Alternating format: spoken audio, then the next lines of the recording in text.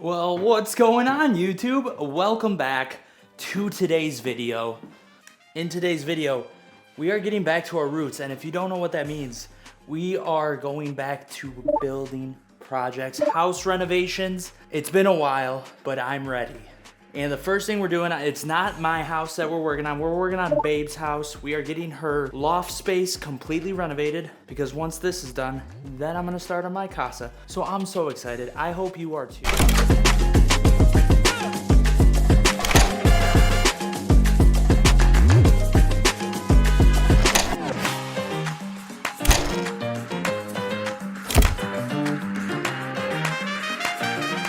The main focus of this renovation is gonna be the flooring. The flooring's gonna change the space completely. It's gonna make it look brand spanking new. It's gonna make it look modern. It's gonna be perfect. So before we can get even to that part of laying the new flooring, we need to prep out our space, make sure there's nothing crazy going on, and there is. Let me show you.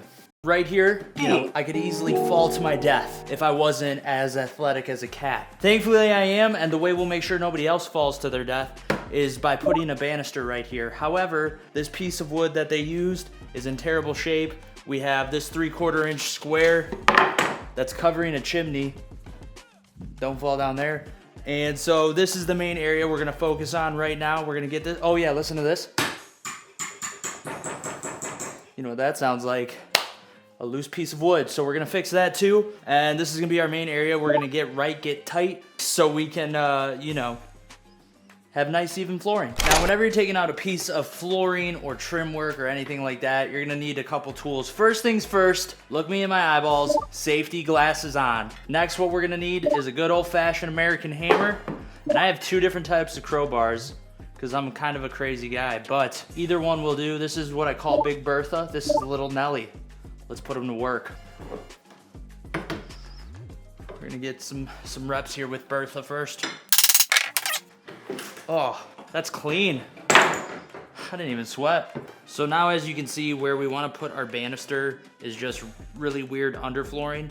So we're gonna find a piece of wood to put here to fix that. But before I do that, let's get rid of the squeaker. All right, so we have our loose board, like I said. So the first thing we're gonna wanna do is put some weight on it, get it nice and secure. I thankfully have this nail. We're gonna use this to secure it to, honestly, whatever's under here. Let's see. I can't tell what's under here. Well, we'll find out. So first things first, so we get that weight down, we're gonna line it up, and now when you're using a hammer, hit it harder than my mom when I'm late for church, you know what I'm saying? So just give it some good love. Oh yeah, this nail sucks.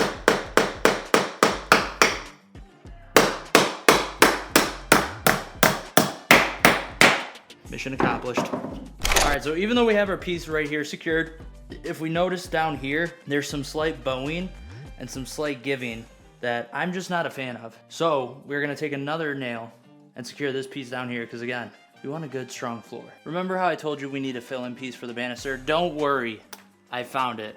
So I don't know what was going on here, but every which way that you wouldn't wanna do this piece is all right here. So we're gonna pop all this out because we're gonna eventually refinish this anyways. And we're gonna recycle because we love the earth. And yeah, use one of these pieces.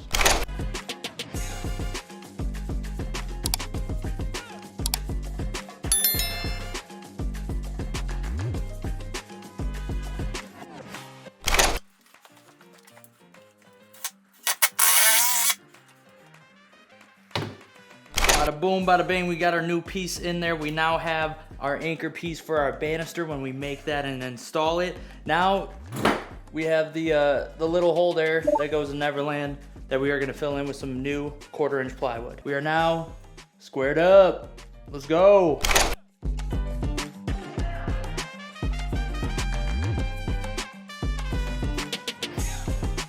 All right, so now that we got that side wall taken care of, we're over here. We have some really nice pieces of trim to actually work with. However, when you're laying new flooring, obviously you want that trim gone. So that way you can run the boards flush to the walls with your 1/4 inch gap on each end, and then you put the trim over top that to cover said gap. So in order to A, preserve our good trim pieces that we have, B, remember where we're at, we're gonna be using some green masking tape to label each piece of trim, label each wall, so we remember which piece goes where. Seems pretty simple, but honestly, I've done this many times where I haven't done that. So consider it a pro tip. It's very hot up here, by the way.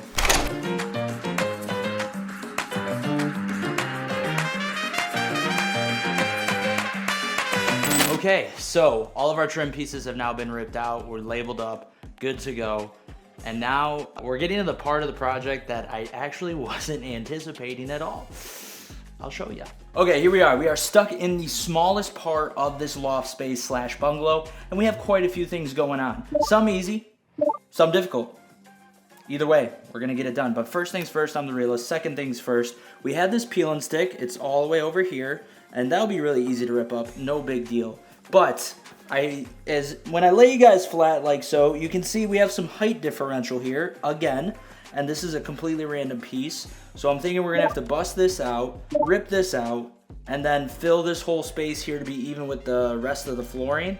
Probably another 1/2 inch piece of plywood. Also, we have a tree from the Mesozoic era growing out of the wall.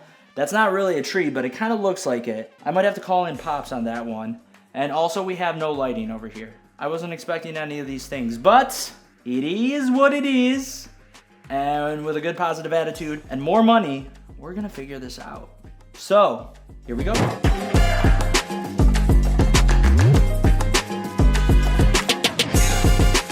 All right, so good news, bad news. Good news, this is gonna be easy. Bad news, it requires more work. So the OSB sheet that we just ripped all that laminate off of is only screwed into the subfloor underneath it. Easy. And we have to just unscrew everything. Easy.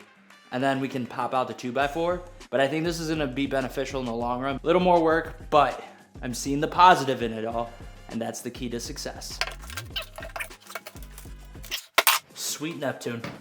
We're gonna need another crowbar. All right, round 2, here we go, fight. All right, come on, dude. It's that trim piece over there. This was supposed to be easier. Maybe if we get this side out first, then we can just pull it up. Did I get all these out? Okay. Sweet Caroline, ba ba ba. Dude, it's all these little latches, bro. That's crazy. Okay. We ball still. I'm gonna need to figure out too how to handle all these panel doors, because this is just like drywall that got thrown on. I'm gonna have to make it a little more inconspicuous, if you know what I'm saying. But okay, I think that's good now. There. Let's try again. Here we go. Yeah. But hey, we did it. Heck yeah, dude. Oh. This is not a tall space at all. Dude, it is so hot up here too. Holy. Enjoy all this behind the scenes extra footage over the camera. Holy cow. You know, that was super simple. And now we have more OSB over here. A bigger drop off right here. It looks really sketchy to see the beams.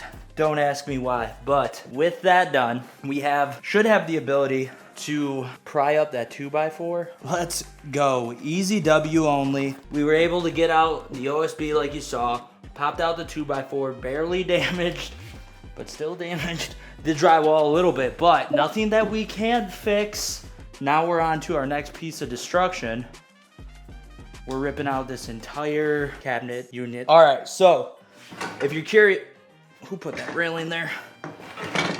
Project managers, am I right? If you're curious as to why I'm ripping out some perfectly good looking cabinetry spots, it's pretty simple.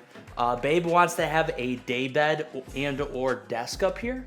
So if we have cabinets on both sides, like we currently do, and we have very limited space to work a desk in, I think the smartest thing, and she agreed, was that, you know, to have a solid wall here to either rest the daybed against or the desk makes more sense. And so I'm gonna pop these out since they're not finished. Plus we have some electrical right here that I really don't know what it does. So I'm not gonna be cutting electrical. You know what I'm saying? I don't want to go to the zap zone, if you will. So we are gonna just rip this bad boy out, and then we'll be able to do my favorite thing of all time, drywall, and I say that sarcastically. So.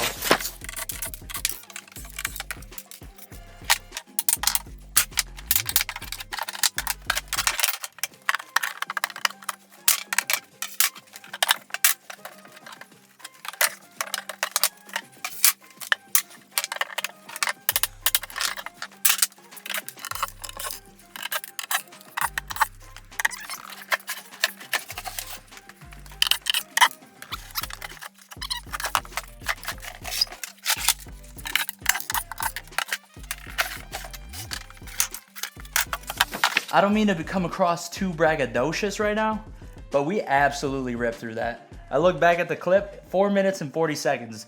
I'm probably not gonna show it all. Here's where we stand now. We got all these broken out. We have a space back here. However, we're still gonna put the drywall right here to end this wall. But yeah, not bad. So now we need to clear all this out, and we might be calling it a day on the demo. And after a couple hours worth of work done, we have made a tremendous amount of improvements. Preparation is key, so now we're ready to do some drywall. Once the drywall is done, once we got some more paint up, we're gonna be ready to knock out this floor.